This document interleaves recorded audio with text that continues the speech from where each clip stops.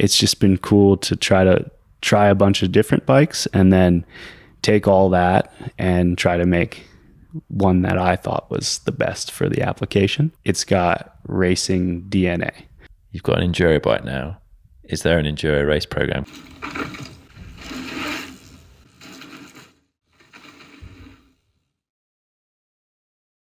Neko Mulally, welcome back to the Downtime Podcast. It's been a little while since we've sat down one-on-one and not whittled on about me, so it's time to talk about you instead.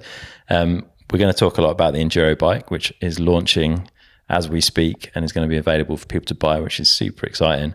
But yeah, I just wanted to catch up a little bit on how things are going as a team manager, because we've touched on it in the post-race shows, but for people that don't listen, like, how are you getting on with it? Man, it's a new challenge for me. I'll say, like, as a racer my whole career, I've been on teams where people have taken care of me and I only had to worry about myself and not even my full self. Like, people were picking up the pieces behind. And now to be in a position where there's 6 people on our team and I'm responsible for them is like I said, a new challenge. I'm learning along the way. I'm definitely not perfect at it, but as a racer myself, I can understand what the riders need. And I'd say, like, as a racer who's maybe struggled a bit, I can have a better idea too. Like, if I don't know, some riders that it comes easy to maybe have a harder time understanding how the whole team needs to function. Yeah. So I think I guess I have a good background for it. And the main thing is I want to do it. I think that's definitely driving me to, over the next few years, try to I don't know, improve. And I think our team is doing really well this year. Yeah, insanely well, mate, for like the level of funding that is there. Clearly, like, you can just look at your pit and then you look at, some of these giant setups and you're taking it to them, which is really cool. Yeah, I'm super proud. I'd say, like, the biggest thing is starting with good riders. If you have good riders, that makes it your potential, your ceiling is way higher. And then trying to use our budget strategically on the important things that are going to get us better race results. And having riders that buy into it too. Yeah. Like, for Asa, at a young age, to understand that having a big truck isn't directly correlated with good results. Yeah. And I've kind of talked to him about that and been like, I'm hoping to step this program up every year, and, like, I want to improve our infrastructure on site. And he's like, yeah, but honestly, like, I'd rather go to New Zealand for a month than have a big truck. And I'm like, cool. I'm glad that we're on the same page with that. That's the right attitude. So yeah, you just have to, everybody has to buy into the same strategy. And yeah, I think we've been working together really well with what we have, with the resources we have. Nice. And you've got, obviously, Asa as the world champion on the team now. Take us through what it's like having an in-demand rider on the team, because again, we touched on it on the post-race recently, but for anyone that didn't hear that, I thought it was quite an interesting story. Yeah, man, it was really special for me, the way that this kind of all has grown together. Like, and honestly, even like now with the changes coming up to the World Cup, I'm so lucky that this has all kind of happened at this time. Like, to go back, I wasn't looking for Asa. Like, it would be, if you told me right now to find another Asa, like, you can't really find, you can't just go out and order that. I met him at a race. It was the US Open. The organizer, Clay Harper, asked if I would do the course preview with Asa. And I had been paying attention to Asa's results, and I did want to meet him. And had been thinking about, like, trying to get other riders to ride on my bike. It would be really cool to, all the hard work that I had put in, kind of at the tail end of my career, to kind of give some of that, the program that I built, to someone who had more potential at the moment than myself racing. so it was an idea of mine. And anyway, when he asked me to do the course preview with Asa, that was the first time I'd ever met him. It was a text message that said, meet at the lift at this time. And I met him there. I didn't even know what he looked like. I was like, oh, are you Asa? And, did the course preview with him and, chatted with him more throughout the week. That was kind of like a good icebreaker.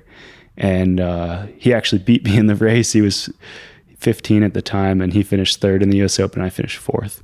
And after the podium, I asked him if he wanted to stay the next day and try my bike out, because he didn't really have any commitments to any sponsors at that time. And I think just the idea of riding another day was exciting to him. So, he rode the next day, and he loved my bike, and I offered to let him keep that bike, and provided him with more the next year, 2 more bikes. And it just kind of went from there. It wasn't really like I said. I was like, I need to find a junior rider to ride for my team. Asa just popped up at the right moment. And then with Angel as well, like his team wasn't going to continue after last year, and it happened kind of late, and he was looking for a ride, and we ended up, getting together enough budget to add him to the team. And not knowing that these cuts to the World Cup were coming, and for them both to be on the team and score the points that we needed to be an elite team next year is like, man, if it had been a year later, it really wouldn't be possible. It's amazing. It's pretty fortuitous as now it's all come together. It really is. So I'm just super grateful, and I think them finding the team this way was a really natural fit. Yeah. And I think it just all just works together so much better that it's natural. I see a lot of other teams now that this is a situation are just like, what's the rider with the most amount of points that I can sign? Yeah. And they're kind of numb to whether they're long-term the right person for their team. Yeah. They just need the points. And you kind of, sometimes when you're desperate, make not the best decisions. So I'm super lucky that I'm not in that position, and that we earned our way up, and it was just in a natural way. Yeah, it's meant to be, dude. Yeah. So now you've got 2 bike parks, a race team. You manufacture and sell downhill bikes and now enduro bikes. How's your own racing going? Like, how is it juggling all of those projects and just trying to stay on the top of training? And like, where are you at now with racing in your own head? I'd say it's not going great results wise. And honestly, more so to do with my body. Like, I have played down the injuries that I've had over the years. I don't know, it's in my mindset to try to move on and not let those things kind of, I don't know, not make them into a bigger thing than they are. Yeah. Like, mentally, I feel like I can overcome them if I don't accept them as bad as they might be. Yeah. But through my career, I've just had so many big injuries. In 2020 during COVID, I broke my C6 and C7 vertebrae in my neck, and have kind of damaged the nerve, my ulnar nerve that goes to my left hand. So braking, like with my braking finger, it's pretty numb. Like, I can't feel it really well, which is hard on precise braking for World Cups. Mm-hmm. It's definitely gotten better, and it's improved, and there's some things that I can do to improve it. But man, even that year during COVID, I had like doing full runs before, because the season was so late. Yeah. That summer, like getting ready to go over to Europe to do those 3 races we did, I'd do full run at Windrock and like not feel my left hand and be like, man, like I'd almost pull over and be like, that's it. I'm going to quit. Like I can't race got that anymore. Close. Yeah. And just, it's silly. Like a day goes by and you're like, nah, I'll be fine. Or me anyway. I don't know. I don't know, maybe being ignorant to that stuff I don't know if it's gotten me into trouble or got me further, but who knows? I'm here now. Yeah. And then obviously last year I had a huge injury breaking my pelvis, and that definitely was the worst one. I lost so much mobility I just can't really move my hips, and so much of riding a bike comes from mobility and being able to weight the bike the way you want to and absorb bumps with your body. And I just feel like I used to feel like I rode stiff, like I didn't like the way I looked on the bike always, and now it's like extra stiff. I just look old out there. Oh man. And but I've still like kind of made it a goal to come back, and I've done a couple of decent results since coming back from my hip injury. I made 2 semifinals, and like I don't know how I did so well at Fort William this year. I finished 38th, and then all the other races I've been like 80, 90, 100, and that's kind of where I felt like based on like my feel on the bike I would be. So yeah, I just do it because I really like it. Like I don't care what place I get. Like, and I've tried to embrace that a little more this year. Like in the past, I'd been like nervous and almost like fighting for a position that I didn't feel was even that good in the best result. And it was hard to enjoy. But I've kind of changed my mindset to where like these tracks are amazing to ride. I'm out here, riding my bike and getting some real intel on it that I can feel myself on the racetrack that everyone else is riding. And it's just super fun. So if I can go into that mindset, then like I watch other athletes, like I almost think like, why are you still doing it? Like you used to be so much better. Like you're kind of like, I don't know, tarnishing your reputation by keep going on. But if they truly like doing it, then you have to like get behind that. Yeah, for sure. Like, why not? Yeah. Like if you can, who cares? Like if you just really like it, just keep, and for me, that's a big driving factor. Yeah. So I think in the future I'll do less European World Cups. Like it's always cool to be able to do the US one, like or Mount St. Anne. Yeah. And I really like racing, like our national series in the US. The Pro Downhill Series is really good now. So doing more of that sort of stuff to be able to enjoy racing and stay sharp at riding. Yeah. But I don't think, especially with my position with my team now, I'm not the most effective riding. So last weekend at World Champs and then this weekend in Ludenviel, I'm not riding, and I feel like if you ride, you're taking, and if you're either taking from the team or giving to the team. Yeah. And I feel like I can give to the team, even just we're not a very big team. Having another person that's supporting can be more effective. So in the end, like I said, I do it because I love it, but the position isn't really helping the team. Okay. And if I can help Asa and Angel do a little bit better or their best, or just provide the resources or platform for them to do their best, then that's better use of my time. Fair play. It's a good way to look at it, man. So you've got a downhill bike. You've been on that one for a few years now, tweaking. You've been very open about all the changes and everything you've done along the way. You put that on sale. You sold a batch at the end of last year, which is super cool. And I guess it must be fun seeing them like at the tracks at some of the races that you guys do in the US. Why do we go from there to an enduro bike? Like, what was the original seed, and why have you started kind of heading in that direction as well? Yeah, man, it's been so cool to see the bikes that we've sold out there in the public, especially like naturally the majority of them are in our region in the southeastern United States. Yeah. Or at the Downhill Southeast races that me and my family put on. That's, our main market. That's our core people that are closest to me and the project. And it's cool to be at a race when on the shuttle trailer, there's more framework spikes than like you see silver framework spikes and red V10s. And it's pretty cool to see that. Like, I'm really proud that the riders believed in my program and they could choose whatever bike they needed for the season, and they chose to buy mine. I think, it's super special. Yeah. And even just like offering a couple minutes to talk with each person at those local races. Like some of the guys I see with the bike, I ask them how they like it, how they're getting along with it.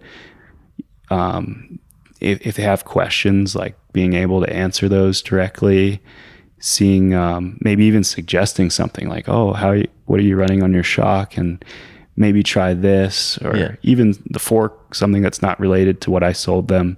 And I think they really appreciate that.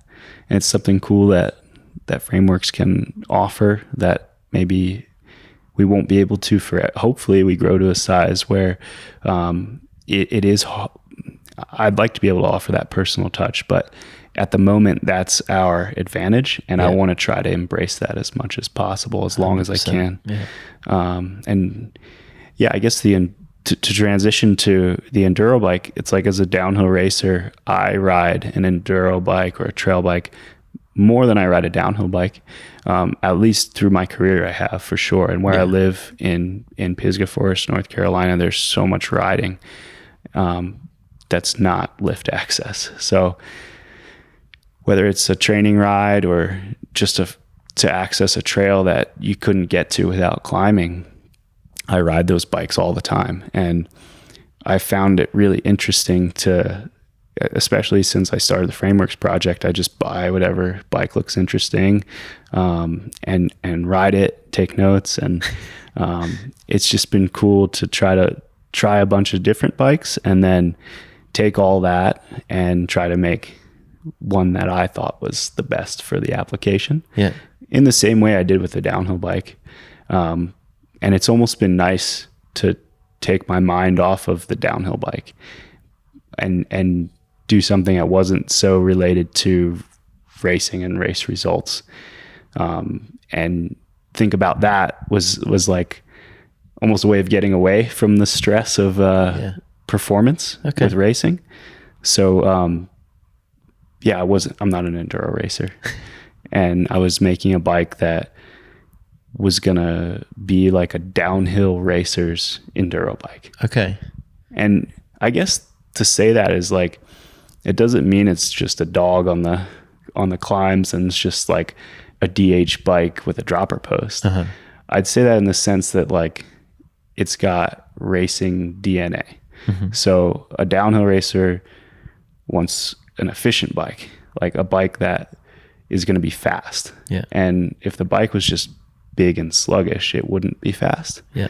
So kind of taking the same approach as I would want the downhill bike to react, make a bike that you can climb to the top of the hill, react the same way. Yeah. And there's a lot about kind of the silhouette, the kinematic, or the layout at least, maybe not the kinematic, we can talk about that, that looks like the downhill bike. Like, you've obviously learned heaps on that downhill bike over the last couple of years. Like, what are the key elements the learnings from downhill that have come on to that enduro bike? I'd say to start with, there was so much we learned with construction that could be applied, where like, okay, if this is proven to work in downhill and be reliable, then enduro is not as demanding as a downhill bike with a dual crown fork is. Yeah. So we took a lot of, like, I'd say I think I did 12 or 13 iterations of the downhill frame before we sold it. Mm-hmm. And every time what we learned there was we just put that straight into the enduro bike. Okay. So that was all learning in a similar aspect, but even though it was a downhill bike, it applied to a bike that was a similar application. Yeah. And then I chose the system because it's the easiest way to get the result that I want. It's like I say, it's like mainline with confidence. Like, you can do a high line, you can do something crazy, and it might work, but it's more risky. Yeah. Whereas like in most situations, the mainline is the fastest and the easiest. And especially when we're manufacturing them ourselves in the US, we need to make something that's not so complicated that it gives us more trouble than we were looking for. Yeah. You want something that is beautifully simple. Yeah. Like I think of it in other, if you wanted to have an advantage in in a different discipline of cycling, like making your bike perform the same with less is a huge win for the cross country riders, for the road riders.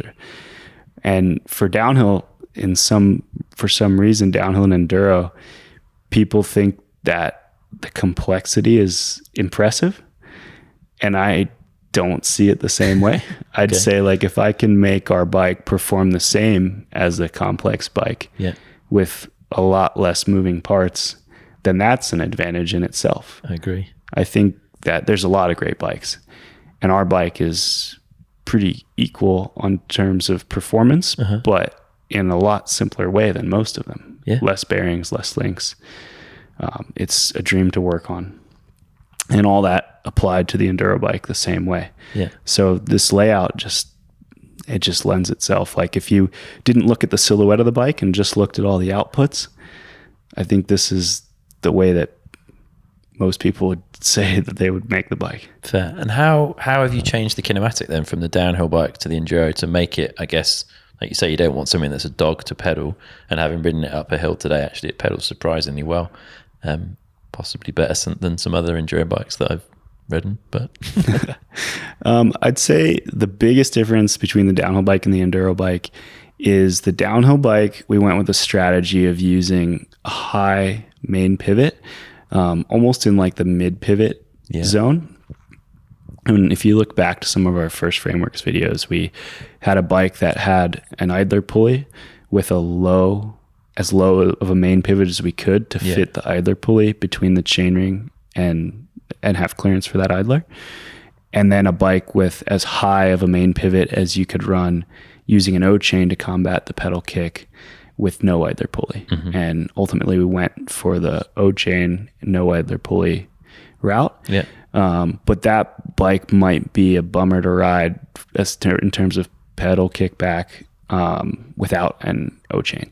And for an enduro bike, I didn't want to make a bike that required an O chain for the ride feel that I wanted. I think the O chain still has the same advantage as it would have on other bikes, where it just kind of takes the edge off of some harsh bumps that are caused by chain tension. So you can still run it and it still does that. But the bike you don't need the O chain to make it work. Designed around it. Right. And especially in enduro, where there is more, pedaling out of turns or chain variety of speeds that you encounter on the trail. I just didn't think that everyone should have to use an O chain if it wasn't, if that delay in pedal feedback was not to their liking, then the bike should work well without it.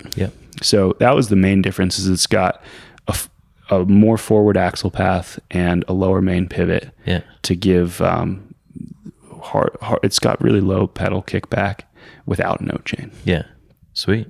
What are the other kind of key numbers that you've settled on? I guess things like, head angle is one thing that's, I assume, consistent across the range. Where have you ended up there? Yes, the head angle is 63.75. Very so it's specific. It is specific, but we kind of, I guess I got there by, we made a first test mule last year that had a bunch of pieces from our downhill bike, and I didn't want to spend a lot of money on specific things to that enduro bike until I really took the time to understand it a little more. I wanted to build a bike that I could ride for a while and get a better understanding of what I wanted.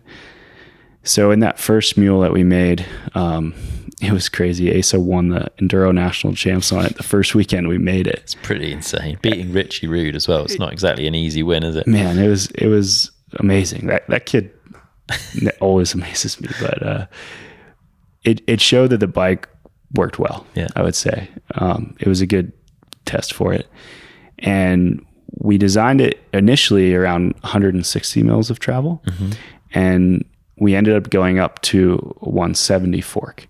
And with that 170 fork, it took the original head angle of 64 degrees to about 63, a little bit more than 63.75. So we ended up just and landed on that number by testing more with the 170 fork. Yeah. And then we designed the negative to it was it raised our bottom bracket a lot when we put the 170 fork on.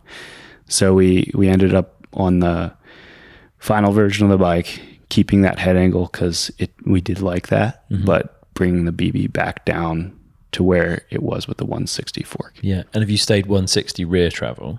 So the bike can be 160 with a 60 stroke shock or 170 with a 65 stroke shock. Okay. So for me, there's no reason not to run it with 170. Yeah. It's not like people try to categorize bikes by the amount of travel they have, or the amount of travel dictates the way it rides. And in some degree it does for sure. But this bike, whether you run it with 160 or 170, you get to 160 mil travel and you can either bottom out on a plastic spacer or keep going to 170. Okay. So it's not affecting anything until you get to 160 mil of travel. You just get an extra 10. So that's fair. That's the way that we ride it and sell it with the shocks that we sell with the bike. Yeah. And is it mullet only? Is that? It is. It uses actually the same chainstay and seat stay as the downhill bike, which is really nice. We can change the chainstay length by the way that it mounts to the mainframe. So if you think of the entire suspension system, every suspension point and shock, if you just move that forward and backwards in the front triangle, you can change the chainstay length, the rear center. Yeah.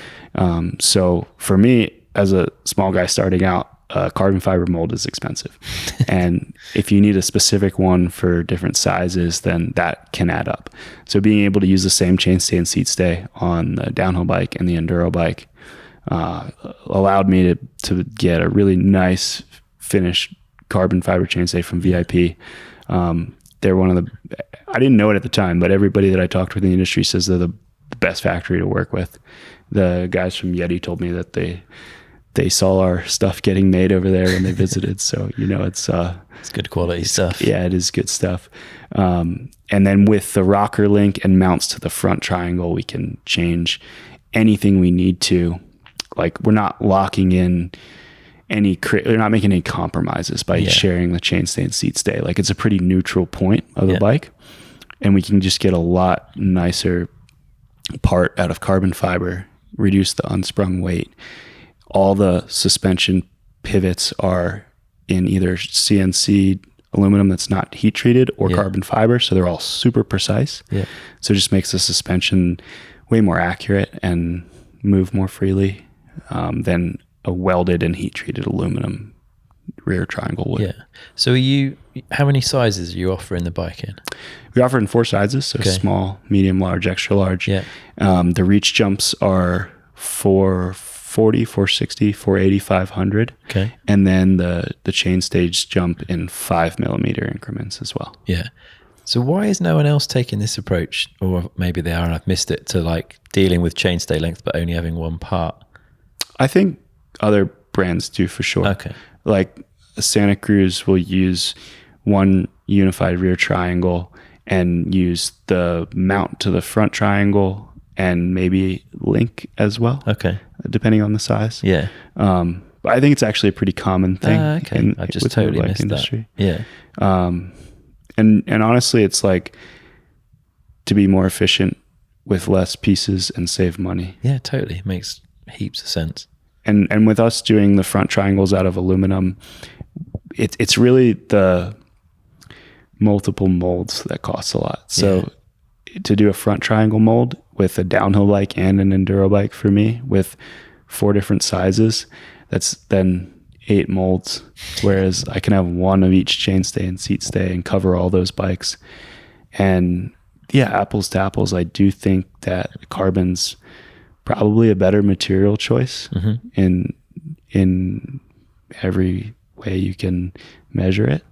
But the big downside to it is the upfront tooling cost and how resistant then you are to change. Whereas like I feel like in the way that we make our bikes, we're always offering the latest bike, where it's like a lot of bikes you see, they change the color and run the same mold for 4 years, and they have to with what they have invested in those molds. In. Yeah, and I get it how it has to work like that, but I think the benefit to ours, like I always try to explain, like, okay, why do they cost so much. And like in the end, our bikes, I think, are priced similarly to other high-end bikes. Like if I look at the price of a Santa Cruz or a Yeti, or in the US, like Ibis, some other bikes like that, like our bikes are actually really similarly priced to that. A Norco Enduro bike, like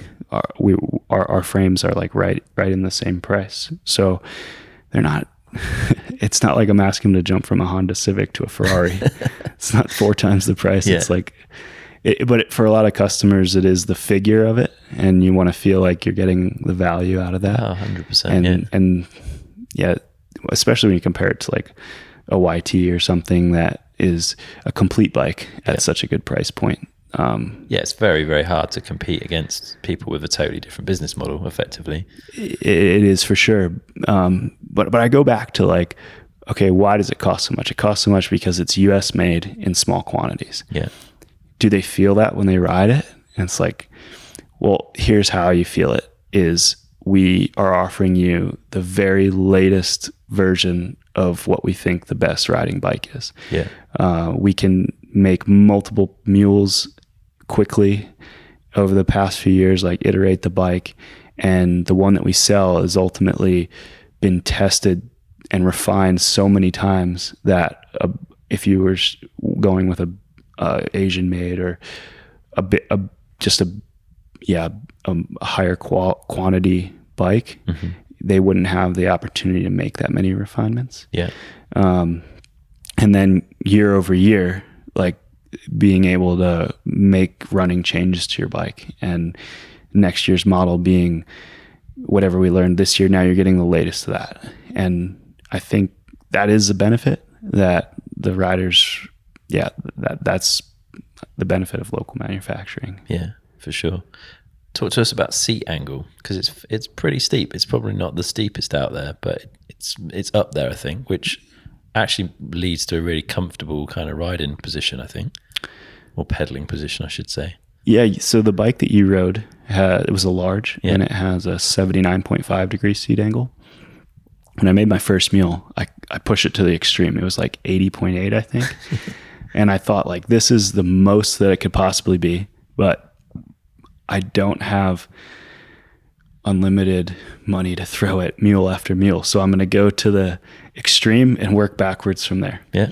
And like, I know what other bikes are that are a little bit less than that. So ultimately 80.8 was way too much. Okay. I think it just felt like your knees were hitting your handlebars while you were riding it. And if you were like on one of those super steep climbs that you are sliding to the front of your saddle, then it was good.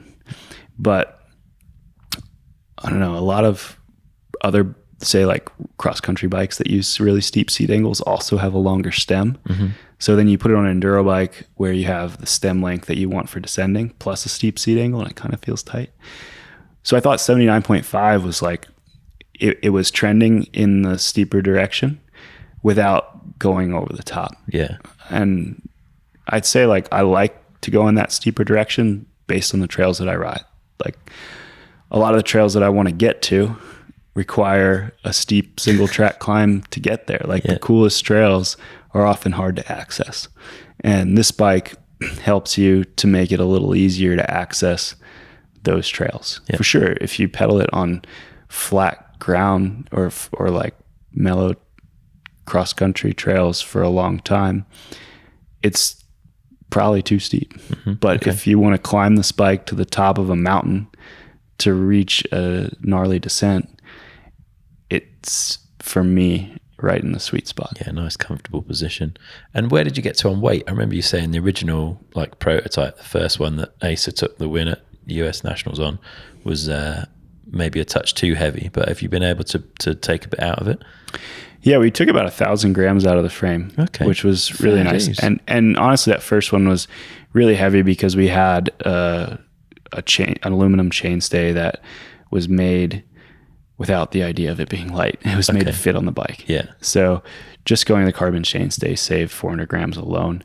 And then through the construction of the bike, we ended up actually using thinner tubing, which is the tubing that we're using in our downhill bikes and our production downhill bikes. Okay. But at the time we were on thicker tubing. Yeah. A year ago. It's crazy how quickly we've been Things are changing. Yeah. Yeah. But going to, I only know it in Imperial, but it's an 065 wall tube. Yeah. We were on 083 before, saved a few 100 grams. And the total weight of the bike now is 37 pounds. Okay. And that's with downhill parts. It's like the same brakes, the same wheels, the same tires, the same cranks, the same pedals that I use on my downhill bike, the same bar and stem, plus a dropper post and a 12-speed drivetrain. Yeah. But then you have a 38 and shorter stroke shock, and we've been using the air shocks a lot now too. Yeah. And when I looked at some of the, I think Pink Bike did a review on like all the weights of the enduro bikes, like as they really raced them, like not a catalog weight without the rear axle or with no oil in the fork, like weigh the bikes in the pits with pedals on them. Yeah. And I think the average was 37.5 at an EWS. There you go. So for us to be at 37 with an aluminum frame, I thought, that's sweet spot. Yeah.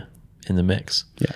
How about testing? You obviously learned a lot with the downhill bike about like how to, not only how to iterate design, but also how to test the design.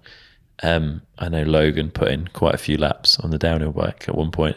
How have you approached that with the enduro bike? You've been able to take, again, learnings from the downhill stuff and implement. Is it a different approach to testing this time? Yeah, a little bit so. I'd say we did a lot of work on the front end with it. Like I said, everything we learned through construction with the downhill bike, and working with Faction Bike Studio, who is a sponsor of mine now. We trade engineering hours they have a logo on the jersey, and we try to promote them as much as we can. And they're kind of like a B2B engineering company where they do engineering work for any bike brand who needs it. Mm-hmm. And they helped us out with a lot of FEA.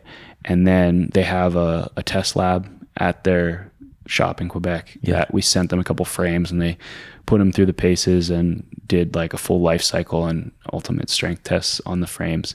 So instead of Logan doing 700 laps, that is, 700 laps isn't just 700 laps. It's like you might not hit the same bump twice and hit the same way. So it's in a lot of ways it's really good, but in the other ways it's not as quantifiable. So doing both, I think, was really good. And we rode the crap out of this enduro bike. Like, we got one sample to start with, and it was a large, and it got passed around between the team.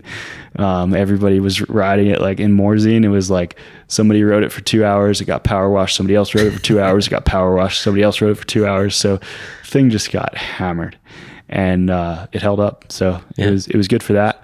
And I don't know, I was thinking like, how do I explain what the bike is used for? And it was like kind of cliche to say whether you ride it in the bike park or the backcountry trails, but it's like ultimately what we tested it on was bike park, because that was the easiest way to test the bike quickly. Was like doing shuttle laps in the bike park, change something, and this is like tuning it with shock or being able to make small changes. So bike park is where we did all the testing, and then when we got the setup that we were happy with, took it to a trail that you had to pedal to get to.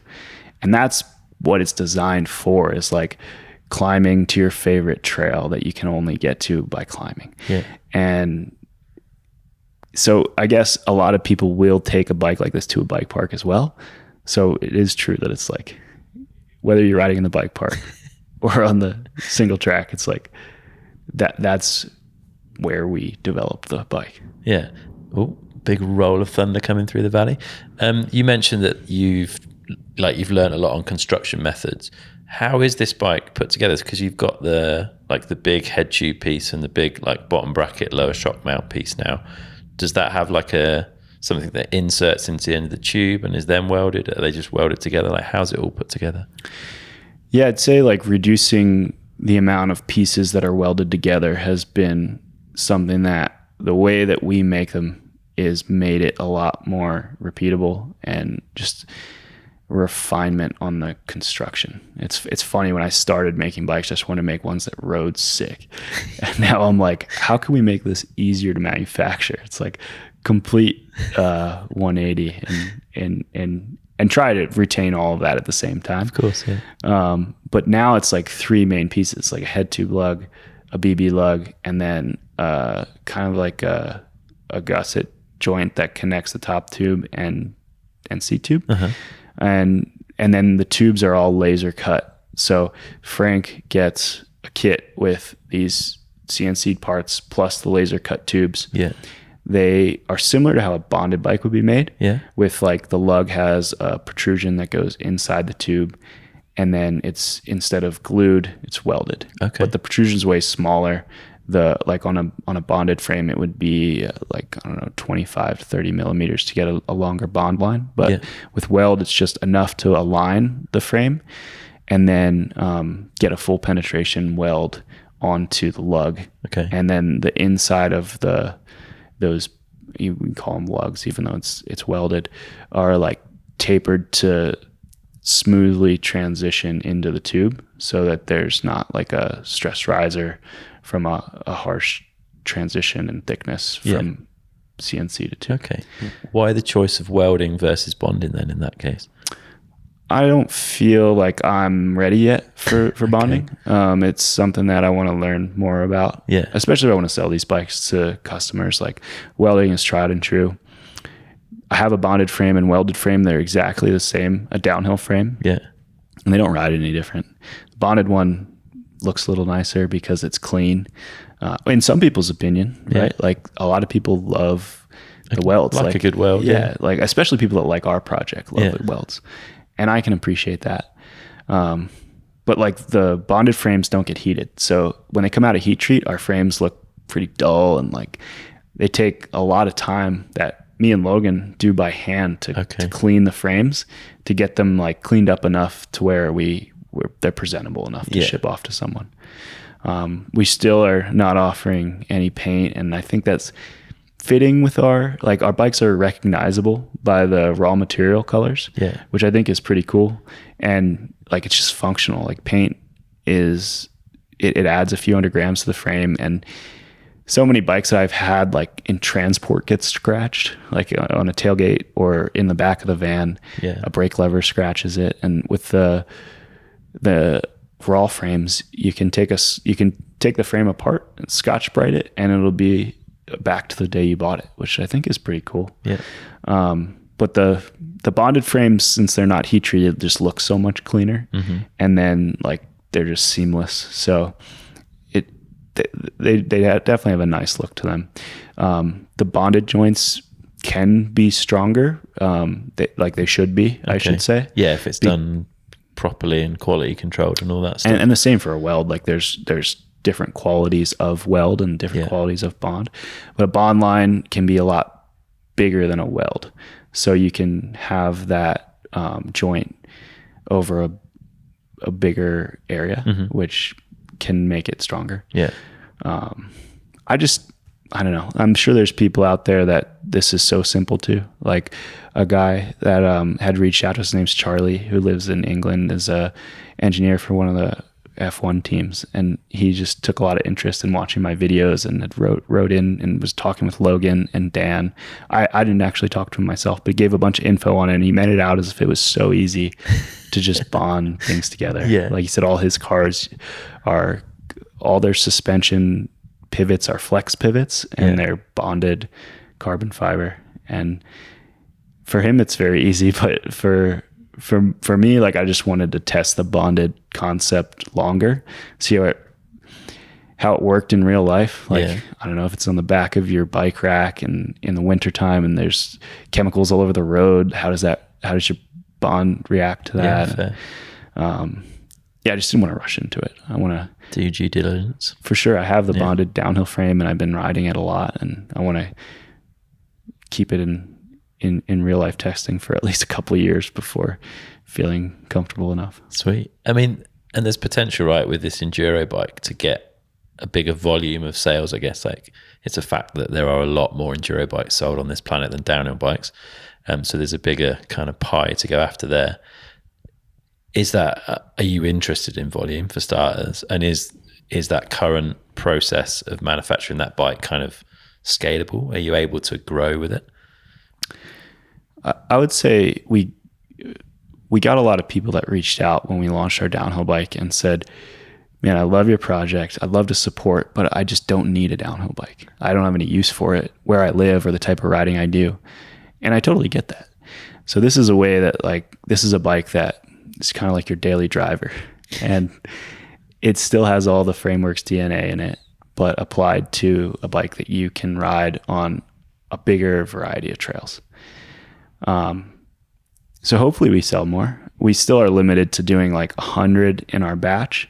Say, like, the way that we structure our company is that we sell the bikes in pre-order and deliver them 90 days later. Yeah. So then we can offer the customers a more personal experience with that, where they can choose which shock they want, which size they want. It's not like they just go on the website and see what's available and order from that. They say, okay, I want a size small. I want with the Fox shock, and here's my weight. If they wanted a coil shock, we give it to them with the coil for their weight, and suggested settings for them. So the bikes are made to order, which gives the customers, I think we can offer them a better chance of getting on the right setup right away. Yeah. But then they do have to wait a little bit for their bike. Now we're lucky enough, we got approved for the Affirm, which allows people to finance the bike. Okay. And that's through Shopify, which is the platform that we use for our sales. Yeah. So they can pay over, I think it's 12 months, they can pay for their bike. So hopefully that opens it up to more people to buy it. Because I get it. It is like a big amount of money to then wait 90 days for. They can't sell their bike and then be without a bike. But on the flip side, for us starting out, I just want everybody to appreciate that it's like, this is how we're able to do it. Yeah, there's not heaps of cash floating around for you to go spend on bikes, right? I promise there isn't. But we're in a good spot, I'd say. Like, we didn't take any loans. We have no money, but we also have no debt, which I'd say is really good for the first year of a company. Yeah.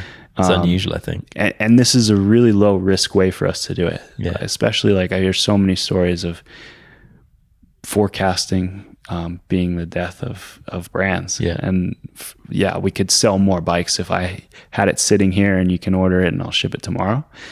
But we can do it in a really low risk way that we're not going to be stuck, and we can improve and learn and do it in a way that we can grow naturally. Yeah. So, hopefully we sell more, but with that, like, we have to have a window where we can sell them and then manufacture, because they are efficient to manufacture. Like, we can't just, an order came in today, Frank, make one more bike. It's like they get heat treated in batches. It's easier for him once he's got the job set up to weld as many mediums as people order, all in a row. So we're going to keep the pre-order open for the month of September, close it down. Okay, this is exactly how many mediums, smalls, extra large we have, and then make sure we produce exactly that. So to deliver before the end of the year, which is what we've told people our goal is, we want to get them to people before Christmas. And that's just kind of like where we're at with the development process and to get them out. We can only make up to 100. So we'll either keep the pre-sale open until 100 people order one, or until the end of the month, and then we'll close it down and make that many bikes. Yeah. And so where do people go for starters? Like, if people wanted to get their hands on one, where do they need to head? Just rideframeworks.com. That's our website, and all the info's on there. I wrote it all the copy. Logan actually put the website together. So you can find everything there. And then there's links to videos that we've made about the development of the bike, and the actual bike that is for sale. There's a 8-minute video of me explaining all the details of it. Cool. So what are the options then? Can you buy frame only? Is there a complete build? Are there options within the complete build? So there's 3 shock options. Okay. So in selling our downhill bike, I learned that quite a few people bought the frame only with no shock. knowing that they had a bike with the same size shock or a shock laying around. Yeah. And the shock really makes such a difference in the ride quality of the bike that I wanted to sell the bike with the shock that was tuned for it. Okay. So it has to come with the shock. Yeah. So you've done the work with the shock suppliers to get a tune that you're happy with in your kinematic. I've done a lot of work on the shocks, and also like offering it at an OEM price with the frame. Yeah. It's a good value. Yeah. More than that shock, a better value than that shock would be on its own. Yeah. So I worked with Fox, RockShox, and Öhlins to develop tunes. I recognize that people have their own preference for what shock they want to use. Yeah. And if you like RockShox, then at least get the RockShox that was tuned for this frame. Like it's a Frameworks tune for that bike. Yeah. I really liked all the shocks actually. Like it was a cool process. I'm biased, but I prefer the Fox. I've worked so much with, especially this year, like we've been using some of their live valve stuff, which is based on their monotube, like Floatex or DHX platform. Yeah. And done so much tuning with that for our race bikes that I know how it works, and the shocks just feel great to me. So it's my preference to go with the Fox. But it also is super cool to work with RockShox and Öhlins.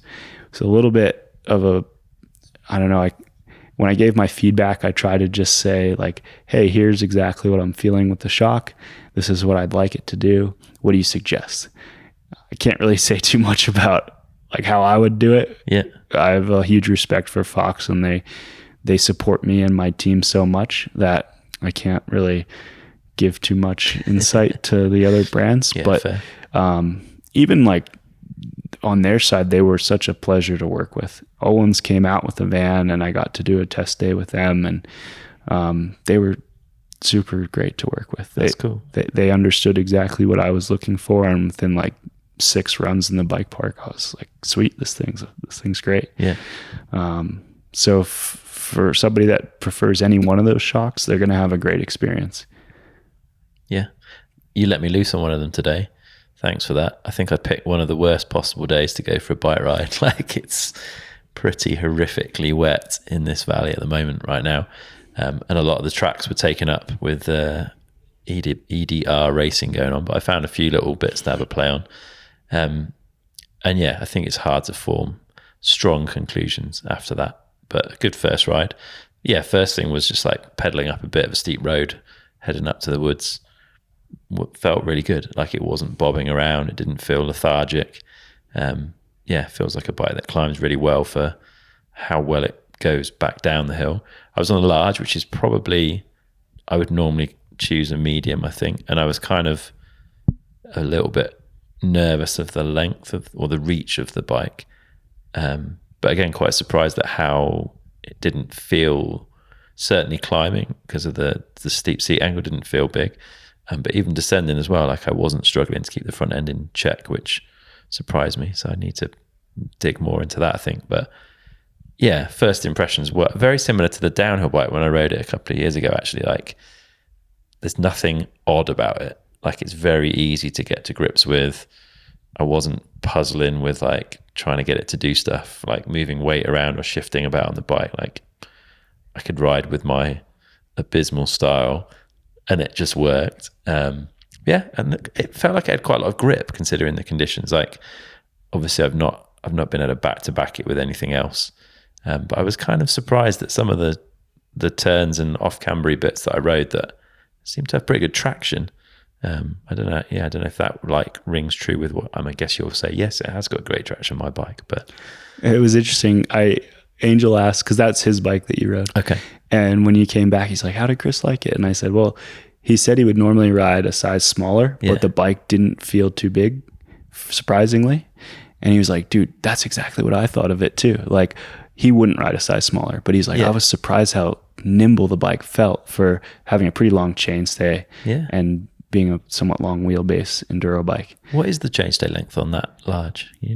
455. Okay. Yeah. So fairly up there, and and we get a lot of people that ask for a shorter chainstay, but as Ancho says, you can't only ride the chainstay. Yes. You have to ride the whole bike. But this is what, I think we had this conversation maybe offline earlier. It's about the overall package, right? Yeah.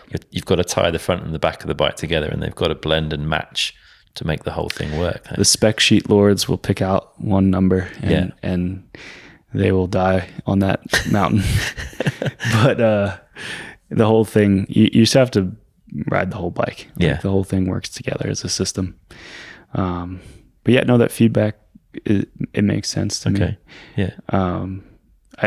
A big thing that I focused on was like and I think gives you that comfort right away and that predictability, and the grip as well, is like the pressure into the tires as you're going through the travel.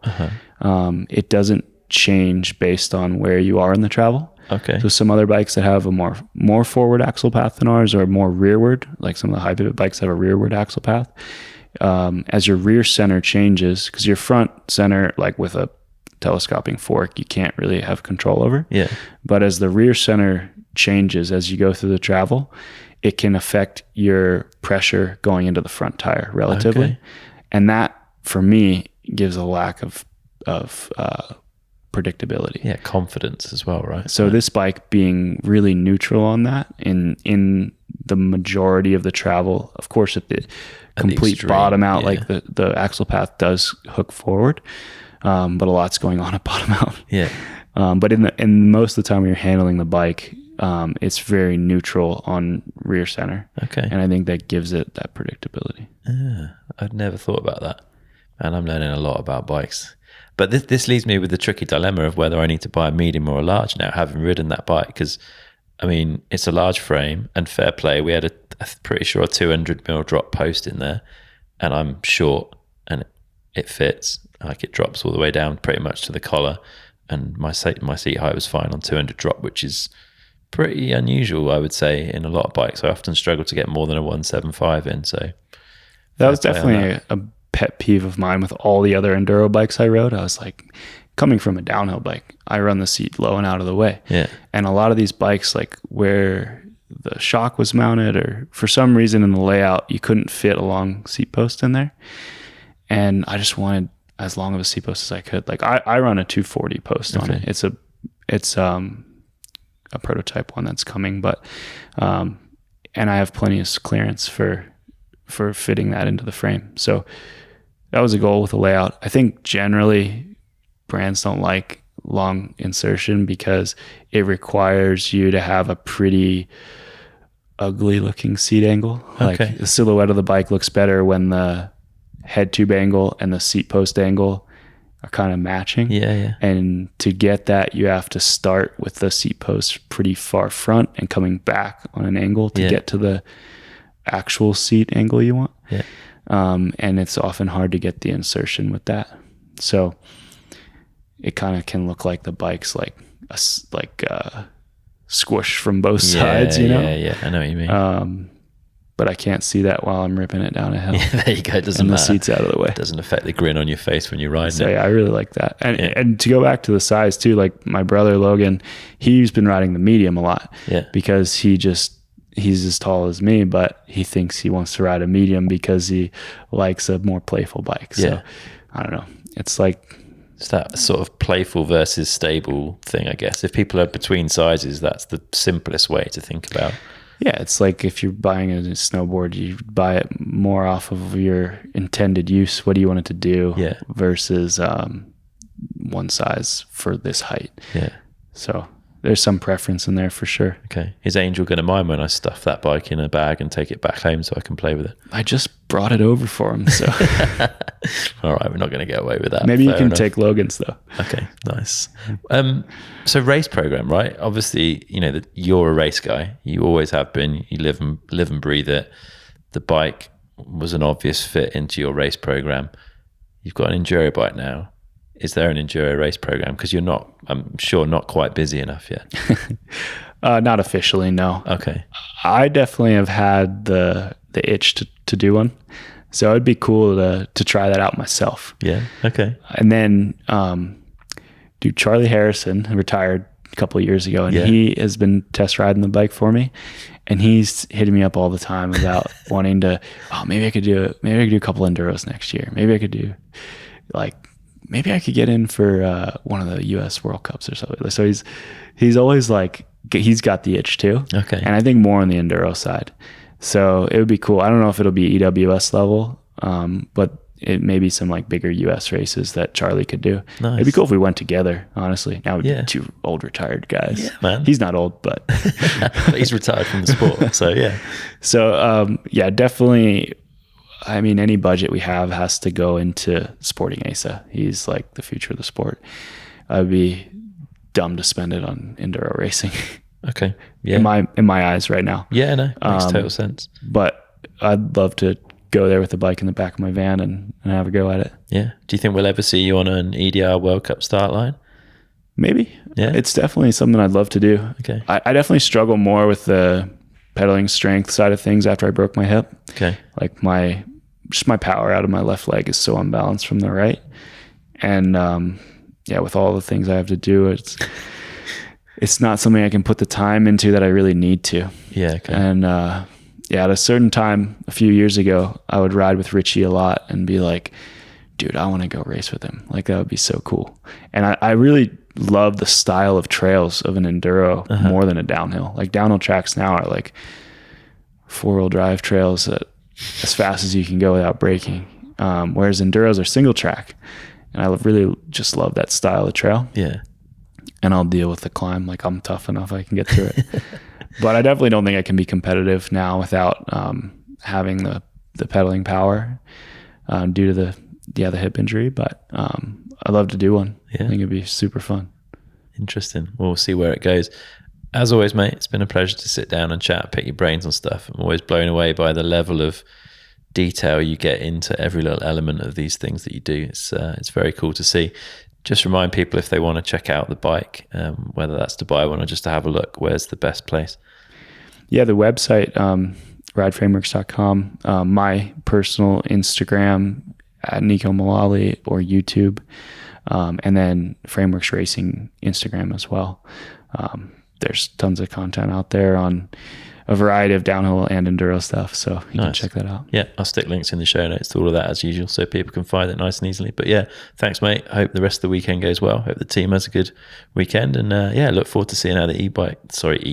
Well, we shouldn't even start on that. How the enduro bike sales go. I have enough mechanical problems. I don't need an electrical problem. Sweet. Thanks, mate. Thanks.